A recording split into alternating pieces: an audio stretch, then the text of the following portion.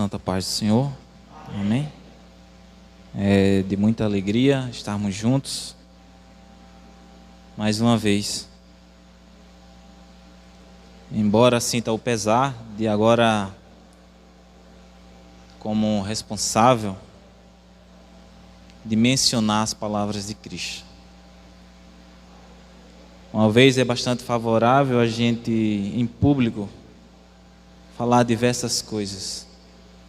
Mas uma vez que nos é permitido falar de Cristo Jesus, requer um tipo de amadurecimento por causa de suas palavras. É mais difícil.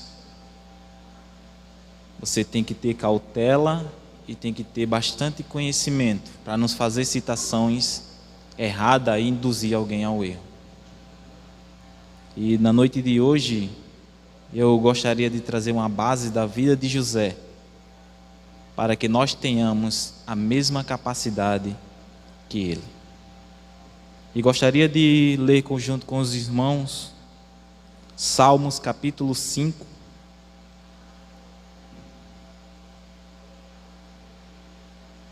O versículo 16 ao 22.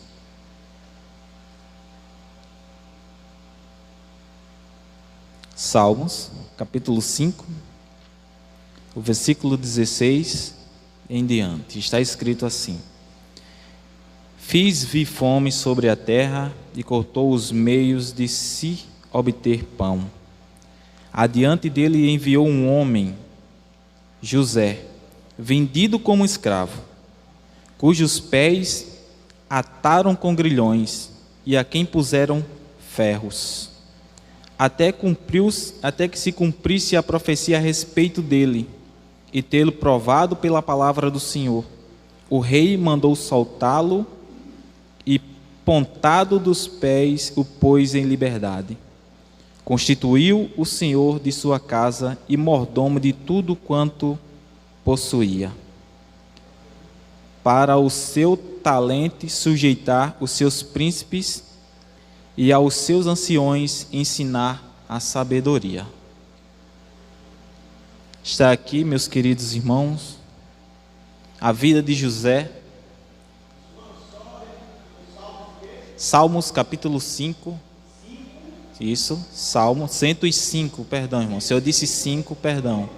Salmo 105, versículo 16.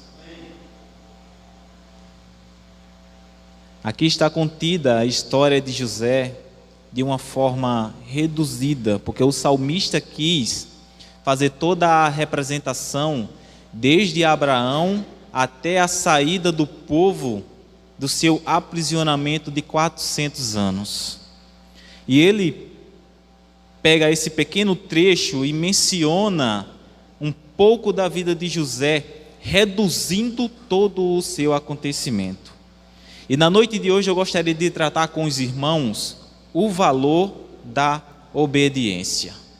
Porque o sentido de valor recai sobre nós, ou retrata, ou é mencionado, que é algo que é pago por aquilo que foi feito, ou chamado trabalho oportuno para receber a sua paga.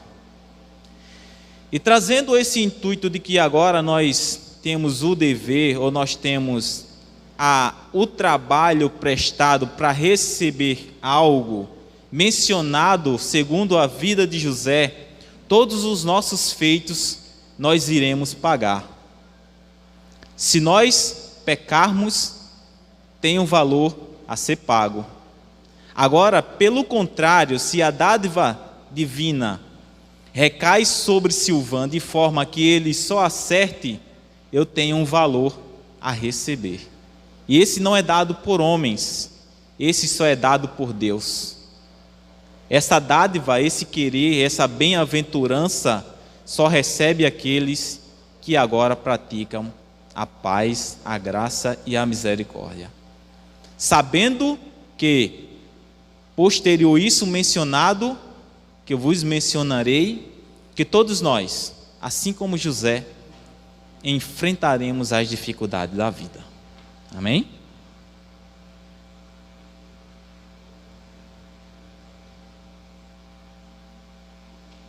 Então, meus queridos, para que tenhamos conhecimento, e isso é notório que toda a igreja já sabe de cor, tudo quanto concedeu a José, a Bíblia vai dizer exatamente no capítulo 37 de Gênesis, que ali começa toda a história, e versículos ou capítulos anteriores vai apenas mencionar o seu nascimento.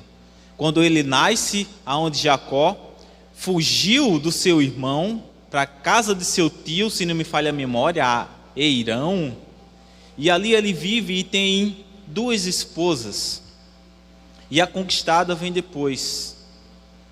E ele ali se enriquece. E quando José nasce, porque Raquel era estéril, quando nasce e havia uma discussão entre familiares, ele prefere sair e voltar à sua terra. E ali nasce José. E José agora vem para a sua terra prometida, a terra de seu pai, onde ele nascera. E José agora cresce junto com seus irmãos. E a Bíblia vai dizer que ele era pastor, junto com os filhos de Bila e com os filhos de uma outra esposa, ao qual Jacó tinha. Mas a Bíblia é bastante curiosa no sentido de dizer que José trazia notícia de campo dos seus irmãos, que fizeram com que os seus irmãos tivessem raiva, ódio, já não tinha mais a simpatia de estar junto, porque José era o caluniador, José era o fofoqueiro da história. Mas eu não pesquisei a fundo, mas eu li a Bíblia Sagrada. O que é engraçado, por esse fato e algumas pessoas dizerem que José tinha um mau caráter de pronúncia, trazendo defeitos alheios para dentro de casa, na forma de o pai o corrigir. Mas a Bíblia Sagrada só vai mencionar que os seus irmãos só faziam maus feitos, que é bastante curioso. Porque se a minha vida tem malfeitura, e agora alguém que está do meu lado tenta me corrigir junto ao meu pastor, junto ao meu pai, pela posição de Silvan está sendo corrigido, para mim eu vou ser coagido. E eu tenho que agir de alguma forma para intentar essa pessoa que agora, entre aspas, difama a minha postura, para que ele se cale. E foi assim na vida de José. E é assim na nossa vida atual. Se Nilton tem a capacidade e ele tem uma amizade boa comigo, ele tem que ter cautela com Silvan na forma de corrigir. Porque Silvan pode maldar a boa forma e o bem-estar que ele quer para mim como forma pejorativa. Foi o que aconteceu com José. José tinha esse intuito de que os seus irmãos fossem mais agradáveis. Não sei se eles vendiam ovelha, não sei se ele judiava, não sei se eles faziam com que as ovelhas dos seus pais passavam fome, não sei se tinham rixa entre si, não sei o que é que fazia, mas a Bíblia vai dizer que tudo quanto eles praticavam, incondizente com aquilo que Jacó pregava para sua família, José trazia à tona para seu pai. E isso fez com que houvesse uma divisão dentro do seu lar. Isso não apenas pelo fato de que agora José conta os acontecimentos, mas porque foi declarado de forma visível que José era o filho querido, que José era mais apalpado, era mais abraçado, José recebia premiações. Mas talvez José tivesse a capacidade total de agradar ao seu pai. É com a história de José que eu gostaria que nós, como igreja, intentássemos, e por mais difícil que seja, a gente fosse como José, tentar sempre agradar ao pai. Porque nesse sentido de agradar, de agradando, é que nós seremos agradados, trazendo a história de José para nós. José agradou de tal forma ao seu pai, que ele era tão querido, que a primogenitura do filho mais velho ficou para o mais novo, que era ele. A premiação que deveria recair sobre Rúben, por ele ter sido o primeiro homem nascido de Jacó, agora vem para José, uma túnica colorida. E o que é engraçado é tudo isso acontecer de uma forma simples, pela obediência. Porque quando Jacó dizia, vai aos teus irmãos, José nem toscanejava em dizer, vou nada, estou lendo aqui um livro, estou lendo a história do meu avô Abraão, do meu bisavô, do meu tataravô, demora mais um pouquinho aí.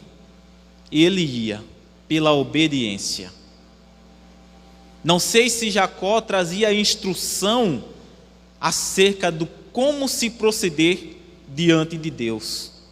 Porque José tinha esse carisma, tinha essa ética, tinha esse compromisso. José competente, José profissional em tudo quanto fazia. E agora acontece de que José, como menciona o salmista, ele é vendido pelos seus irmãos como alguém que já não servia mais para estar em família. E veja bem como são as coisas. Toda vez que nós praticamos uma maldade contra os nossos irmãos, diz a Bíblia Sagrada que um abismo, ele chama logo o outro.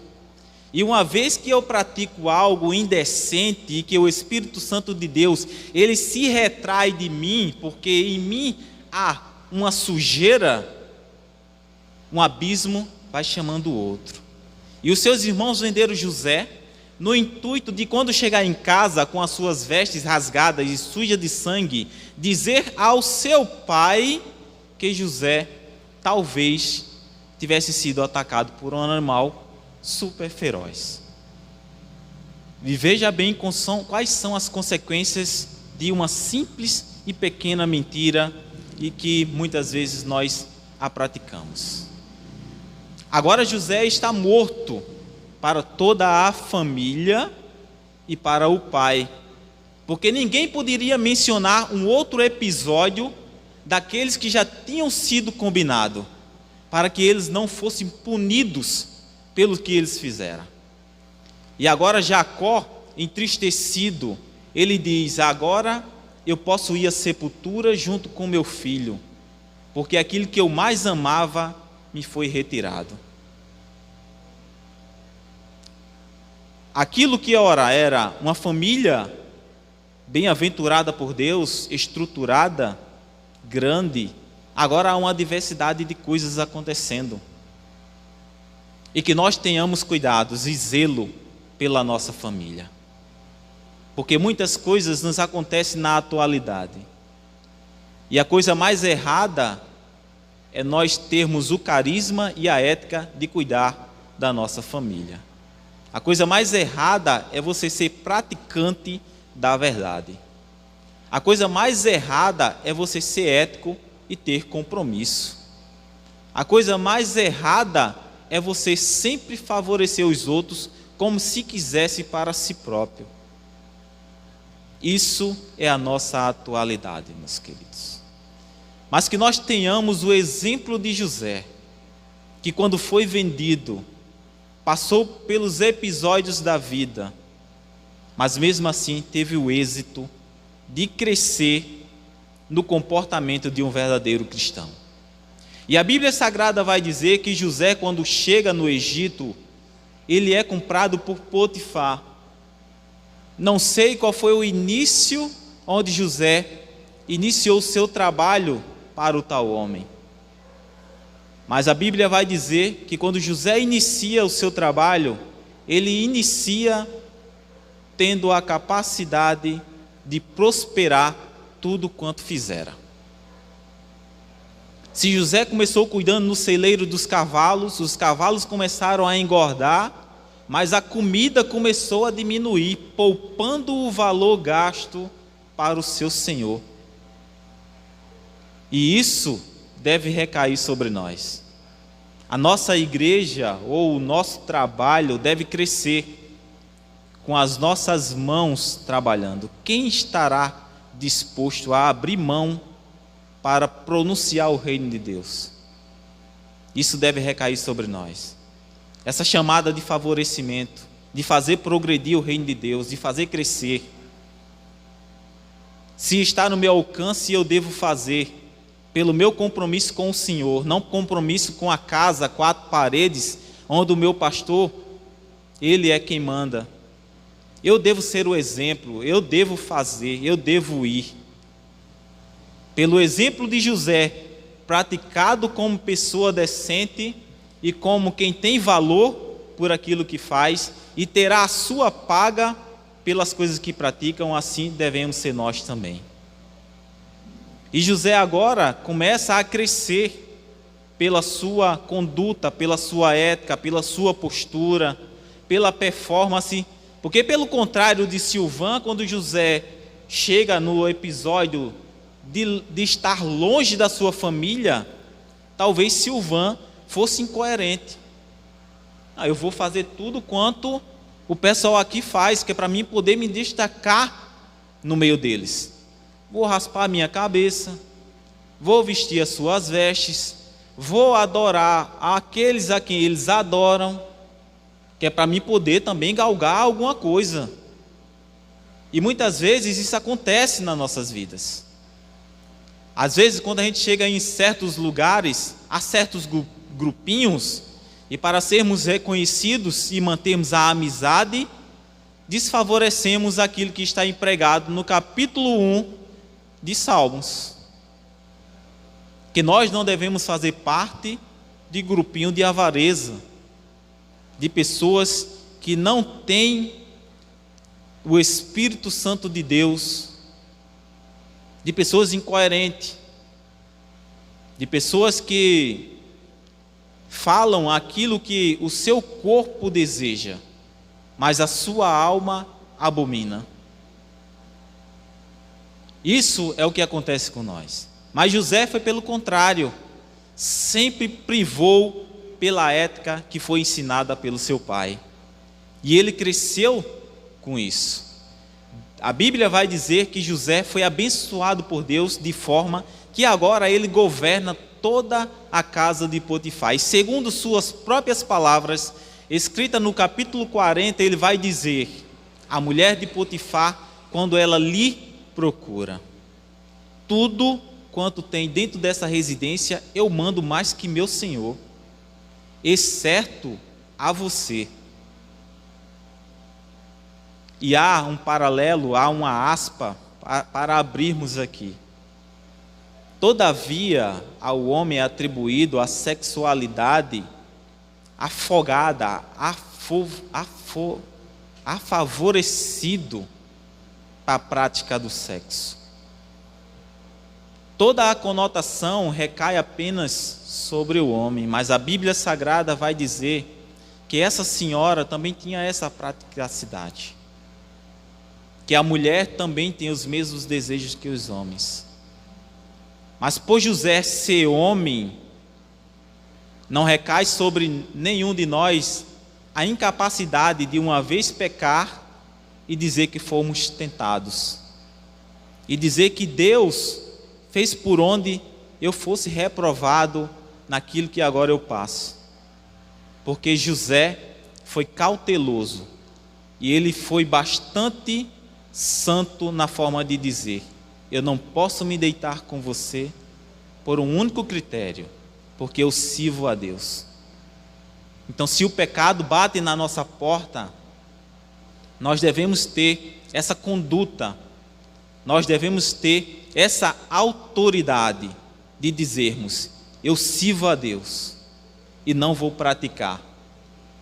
Porque essa questão de prática, Tiago vai dizer no capítulo 2, que tudo quanto me sobrevém de forma tentativa já parte de mim.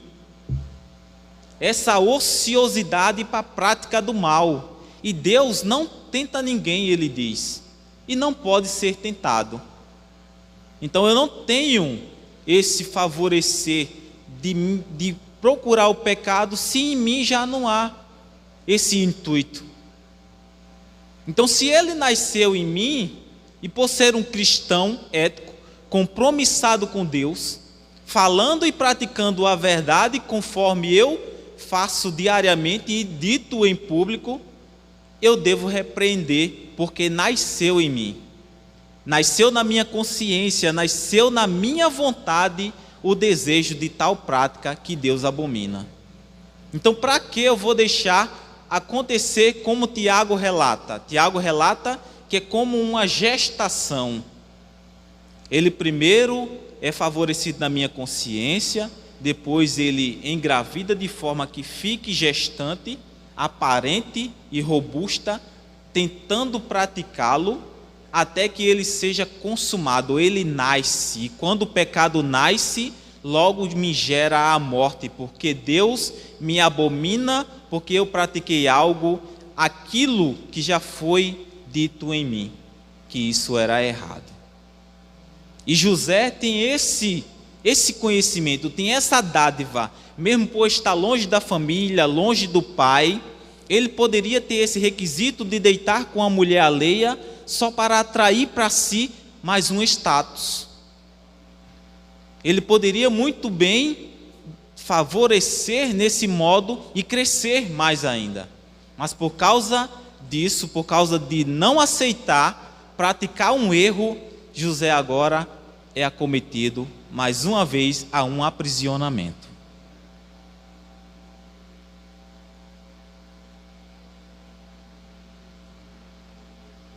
Mas quando um homem de Deus, ele tem a conduta de José, ele tenta ser santo, ele tenta ser sempre coerente com aquilo que a Bíblia Sagrada lhe educou,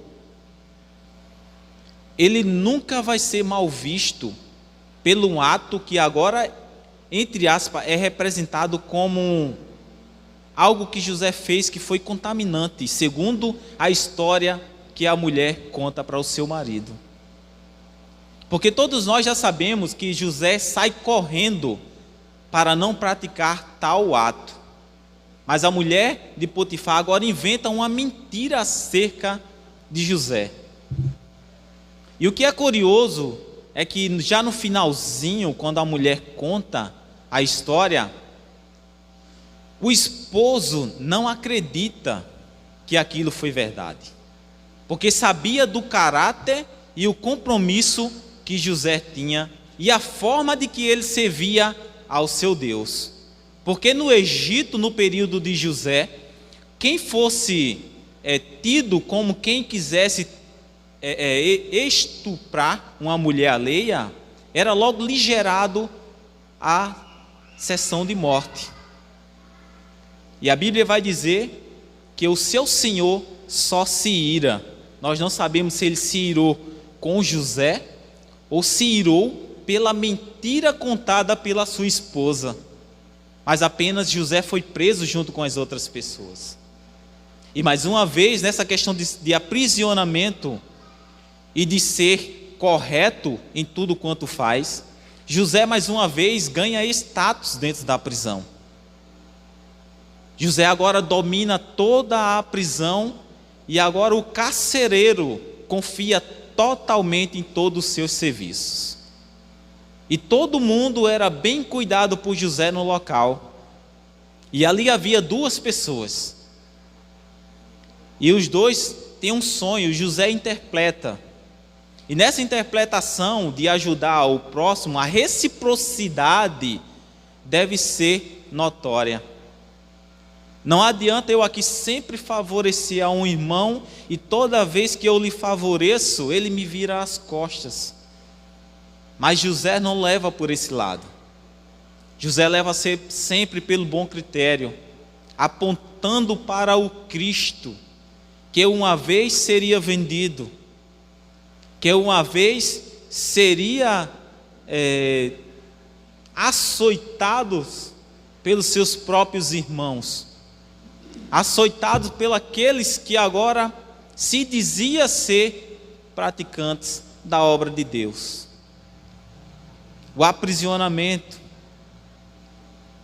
a falta de conduta familiar diante do risco que agora sofria. Mas José cresce nesse laço, José cresce sempre obedecendo a Deus. E como disse, o valor logo vem.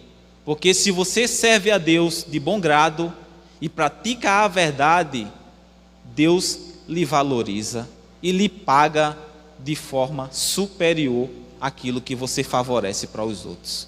Porque a Bíblia Sagrada vai dizer que Deus retribui ao ser humano 7 vezes mais o que havera perdido.